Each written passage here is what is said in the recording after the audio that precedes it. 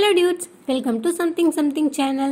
இன்னைக்கு நம்ம சேனல்ல ரொம்பவே ஹெல்தி அண்ட் டேஸ்டியான ஒரு பயறு கஞ்சி எப்படி வைக்கிறதுன்னு பார்க்கலாம்.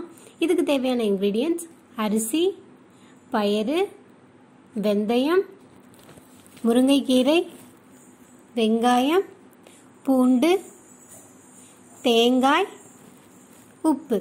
அவ்வளவுதான் சிம்பிளான இன்கிரிடியன்ட்ஸ். இப்போ ஒரு குக்கர்ல நான் 2 கப் அளவுக்கு அரிசி கழுவி வச்சிருக்கேன். அதை ஆட் பண்ணிக்கிறேன். நான் சம்பா அரிசி எடுத்திருக்கேன். நீங்க எந்த அரிசி வேணா யூஸ் பண்ணலாம். இது கூடவே 1 கப் அளவுக்கு முழு பயிறு கழுவி வச்சிருக்கேன். அதையும் ஆட் பண்ணிக்கிறேன். இது கூடவே 1 டீஸ்பூன் அளவுக்கு வெந்தயம் எடுத்து வச்சிருக்கேன். அதையும் ஆட் பண்ணிக்கலாம். ஒரு 6 பல்லு வெங்காயம் எடுத்து வச்சிருக்கேன். அதையும் ஆட் பண்ணிக்கலாம். ஒரு 5 பல் அளவுக்கு பூண்டு எடுத்து வச்சிருக்கேன். அதையும் ஆட் பண்ணிக்கலாம். 1 கப் அளவுக்கு முருங்கைக்கீரை நல்லா உருவி வச்சிருக்கேன். அதையும் ஆட் பண்ணிக்கலாம். இதுக்கு தேவையான அளவுக்கு உப்பு சேர்த்துக்கலாம்.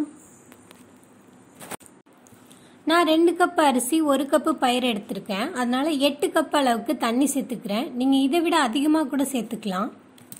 அண்ட் பிரெக்னன்ட் லேடிஸ் தண்ணி நிறைய குடிக்க முடியாதவங்க இந்த மாதிரி கஞ்சில நிறைய தண்ணி சேர்த்து அந்த தண்ணியை சூப் மாதிரி கூட எடுத்துக்கலாம். ரொம்பவே ஹெல்த்தியாவும் இருக்கும், டீஹைட்ரேஷன் ஆகாமலும் இருக்கும்.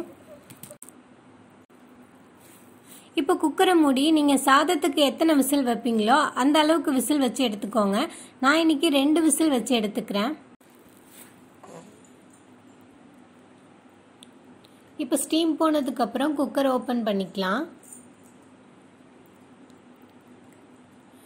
பாருங்க, கஞ்சி நல்லா வெந்திருக்கு.